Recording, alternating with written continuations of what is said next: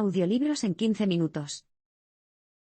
Suscríbete al canal y explora un nuevo libro cada día.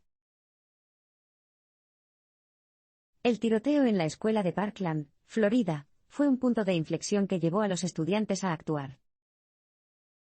El 14 de febrero de 2018, un exalumno de la escuela secundaria Marjory Stoneman Douglas en Parkland, Florida, abrió fuego en el campus y mató a 17 estudiantes y miembros del personal.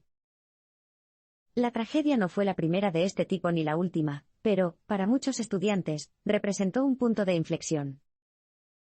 Ya era suficiente. Para Lauren Hogg, de 14 años, el día comenzó siendo especial. Los estudiantes intercambiaron tarjetas de San Valentín, se respiraba una sensación de celebración. Así que cuando sonó la alarma de incendios durante su última clase del día, ella, como muchos otros estudiantes, se preguntó si no se trataba solo de otra broma navideña. Después de todo, ya habían hecho un simulacro de incendio esa mañana. De hecho, los profesores les habían dicho que esperaran un simulacro de tiro en algún momento próximo, con actores y disparos de fogueo. Así que cuando vieron a los estudiantes corriendo por el campus, algunos todavía sentían que no había nada de qué preocuparse. Los simulacros para saber qué hacer en caso de un tiroteo en una escuela se habían convertido en algo rutinario. Pero Lauren se asustó, y cuando oyó a los profesores gritar, "Código rojo", cogió a sus amigas, volvió corriendo a su aula y se escondió en la habitación de atrás. Esperaron allí 3 horas, aterrorizados e inseguros de lo que estaba pasando. De vez en cuando, recibían un texto apresurado y fragmentado de un amigo. Finalmente, la policía los encontró y los sacó, y los envió afuera, al estacionamiento. Muchos padres estaban esperando allí y Lauren logró encontrar a su padre. Se fueron a casa, pero de repente todo se hundió cuando encendieron la televisión, y ella vio las caras de las estudiantes, sus amigas, que habían sido declaradas desaparecidas. Fue entonces cuando su hermano David, de 17 años, decidió que tenía que volver a la escuela, y contar a los periodistas lo que había sucedido. Explicó a los medios de comunicación que había que hacer algo para proteger a los escolares y, durante los días siguientes, se unió a otros estudiantes para tratar de hacer algo por sí mismos. Todos estos niños nacieron después del tiroteo en 1999 en la escuela secundaria de Columbine. Cada uno estaba familiarizado con los ejercicios de código rojo. Cada uno había crecido con el miedo de tal acontecimiento. Estaban preparados para el cambio. Crecer en California expuso a los Hoggs a un espíritu empresarial, así como a incidentes con armas de fuego y disparos. Entonces, ¿por qué estos estudiantes trataron de marcar la diferencia? Después de todo, muchos tiroteos han ocurrido antes y terminaron solo con pensamientos y oraciones. Bueno, hay muchas razones. Para empezar, esta generación de estudiantes creció con miedo a los tiroteos en las escuelas, pero con una creencia en el poder de la tecnología y las redes sociales. Además, la escuela secundaria Marjory Stoneman Douglas hizo hincapié en la importancia de comprender los problemas sociales del mundo real. Sin embargo, gran parte también se reduce a la experiencia personal. Lauren y David aprendieron a tomar las cosas en sus propias manos mientras crecían en California. Su padre era muy frugal con el dinero, así que, para ganar dinero de bolsillo, empezaron a aprovechar la multitud de personas que solían venir a su vecindario cada Navidad para ver las luces. Primero, hacían que su madre comprara galletas en el supermercado. Luego envolvían cada galleta y revendían por $3, junto con botellas de agua de $5. Los dos ganaban cientos de dólares cada noche y formaban un vínculo empresarial, hasta que sus padres empezaron a preguntarse de dónde venía el dinero. Pero no solo aprendieron sobre el emprendimiento en ese entonces. Su padre es un exagente del FBI y solía portar un arma. De hecho, David solía ver a su padre limpiarlo y vio que era una herramienta, no un juguete, y que requería un cuidado y un manejo responsables. Su padre trabajaba en la misma terminal de LAX donde hubo un tiroteo en 2002, y el agente que disparó al agresor era un amigo de la familia. El tiroteo de 2012 en la escuela primaria Sandy Hook también ocurrió cuando vivían en California, y al ver lo sorprendidos que estaban sus padres por la noticia, David se dio cuenta de que todos los ejercicios con código rojo que hacían en la escuela no eran realmente tan normales. Pero a pesar de ello, Lauren y David seguían tan alejados de estos acontecimientos que, como el resto de Estados Unidos, pronto los olvidaron y siguieron adelante con sus vidas.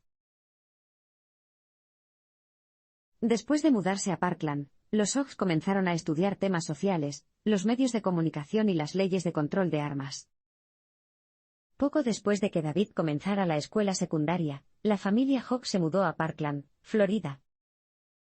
Triste por dejar a sus amigos en California, David era, según él mismo admitió, un poco imbécil en este momento de su adolescencia.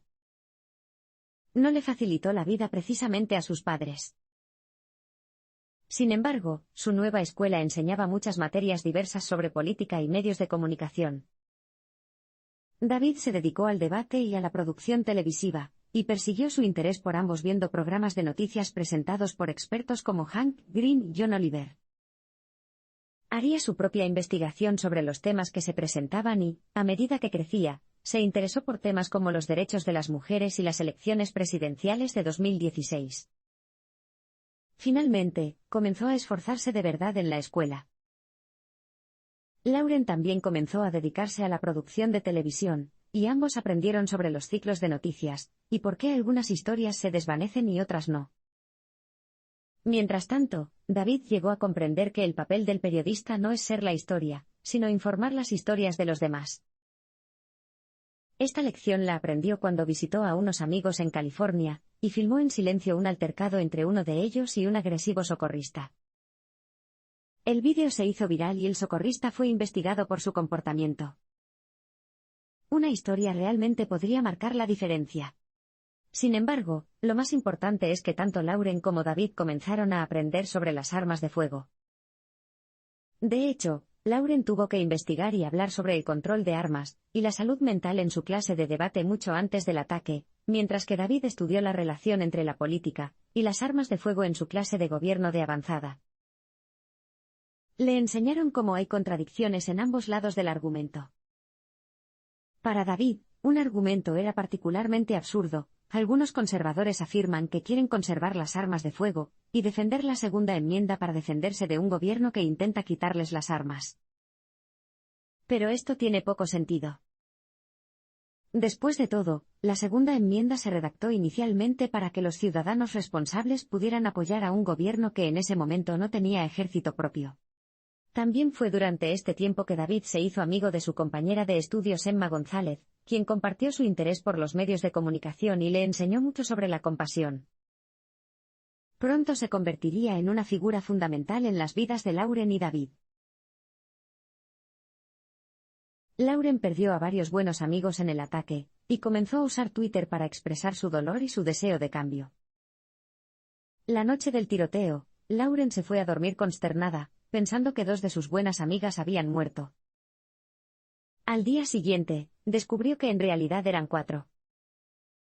Cada uno de estos amigos, y cada una de las víctimas del ataque, tenían una familia.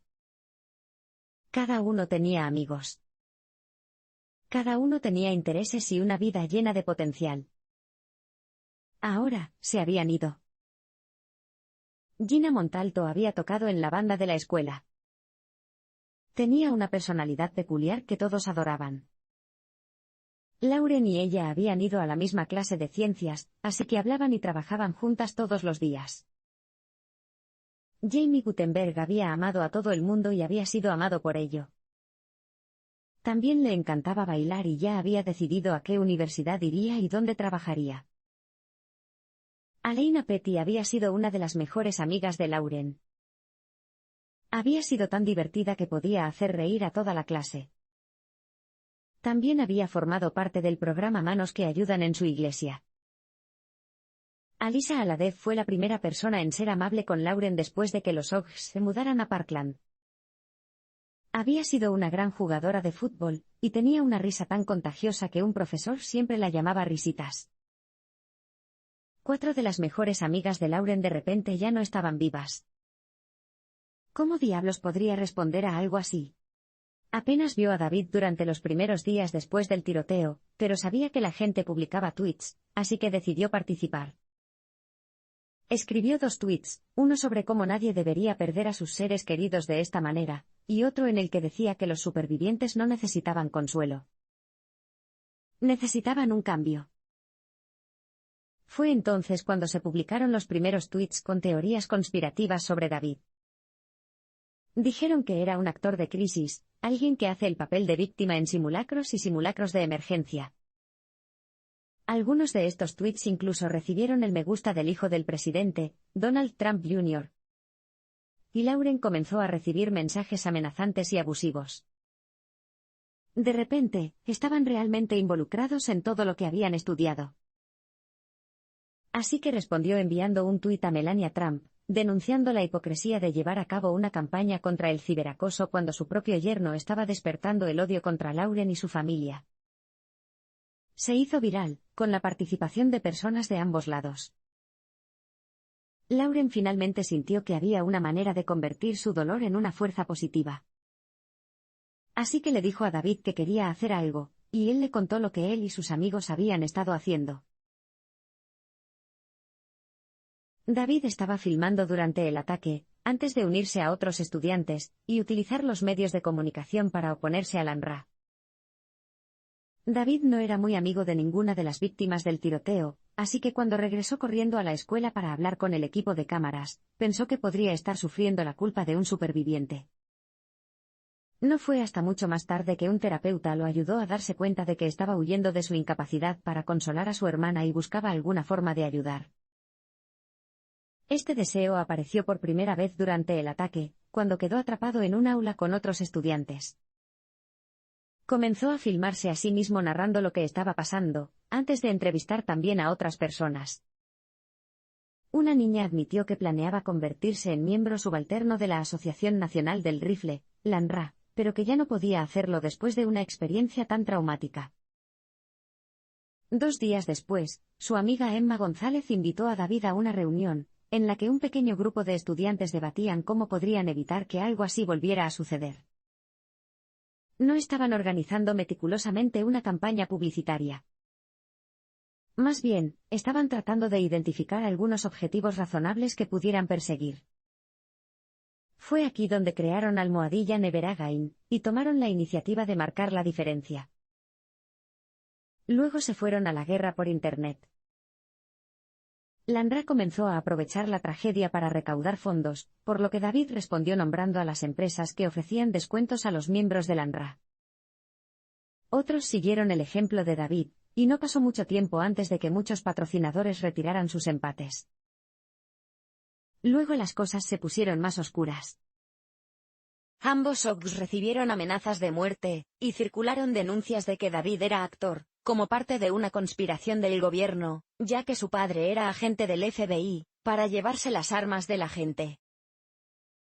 Cuando la presentadora de Fox Televisión Laura Ingraham comenzó a burlarse de David por no haber podido ingresar a ciertas universidades, publicó los nombres de algunos de los anunciantes de su programa, quienes rápidamente cancelaron sus contratos y obligaron a Ingraham a pedir disculpas públicas. Ni siquiera el senador Marco Rubio estaba a salvo. Un tuit, en el que se hacía referencia a las donaciones de la UNRWA a su campaña, decía que Rubio era tan fácil de comprar como el rifle de asalto AR-15 utilizado en el ataque. Al dividir el total de las donaciones por el número de estudiantes en Florida, argumentaron que Rubio puso un precio de $1,05 a cada una de sus vidas. Antes del ataque, Emma González ni siquiera tenía una cuenta de Twitter. 11 días después del ataque, ya había ganado más seguidores que la UNRWA. No cabe duda de que su mensaje se estaba escuchando. March for Our Lives ya ha logrado mucho, pero la organización aún tiene una estrategia de 10 puntos que quiere llevar a cabo. Muchos estudiantes de Marjory Stoneman Douglas siempre quisieron marcar una diferencia en el mundo y ayudar a los demás. Sin embargo, asumieron que primero tenían que terminar la escuela secundaria. Tras el ataque, se dieron cuenta de que tal vez no tuvieran la oportunidad de esperar tanto. Tenían que actuar ahora. Desde entonces, han logrado mucho. Planearon una gran marcha de protesta en apoyo de un control más estricto de las armas, recibieron donaciones de seguidores como Steven Spielberg y George Clooney y recaudaron más de $4 millones en su página de GoFundMe. El 24 de marzo de 2018, miles de personas se unieron a los estudiantes en la Marcha por Nuestras Vidas en Washington, D.C. Ese mismo día, se realizaron más de 800 marchas en los Estados Unidos y en todo el mundo. Unas 800.000 personas participaron solo en Washington. La NRA se encuentra ahora en su nivel de popularidad más bajo en 20 años, tras haber perdido los descuentos de miembros de grandes compañías como Delta Airlines. No solo eso, sino que, por primera vez en décadas, alrededor de 2/3 de los estadounidenses apoyan la prohibición de las armas de asalto. Todo esto es un progreso del que enorgullecerse, pero aún así no es suficiente. Por eso, los estudiantes de Parkland han redactado una estrategia de 10 puntos para un mayor cambio. Aumentar los fondos para la investigación sobre la violencia armada. Digitalizar los registros de la Oficina de Alcohol, Tabaco, Armas de Fuego y Explosivos, actualmente están todos en papel. Realizar verificaciones de antecedentes de todos los compradores de armas de fuego. Prohibir los cargadores de armas con gran capacidad de bala. Prohibir las armas de asalto. Aumentar la financiación de los programas de intervención para abordar la causa en su origen. Instaurar leyes de alerta, es decir, órdenes de detención para personas en riesgo. Bloquear las armas de fuego de personas con antecedentes de violencia doméstica. Diseñar una solución federal para detener el tráfico de armas entre estados. Promulgar leyes para el almacenamiento seguro y la denuncia obligatoria de los robos de armas, a fin de impedir el acceso de los niños y evitar que las armas caigan en malas manos. También hay un punto más, que es igualmente importante: lograr que las personas se registren y voten. Ninguna de estas medidas detendría exclusivamente la violencia armada, pero cada una de ellas contribuiría a una comprensión más clara de los problemas y, en secuencia, ayudaría a salvar vidas. Todavía es pronto y los estudiantes aún están descubriendo cómo lograr lo que quieren. Sin embargo, los vínculos que han creado y el progreso que han logrado son un testimonio del poder de creer y de defender una causa. Tras la tragedia, se unieron para tratar de sanar el mundo. En el proceso, se convirtieron en una familia.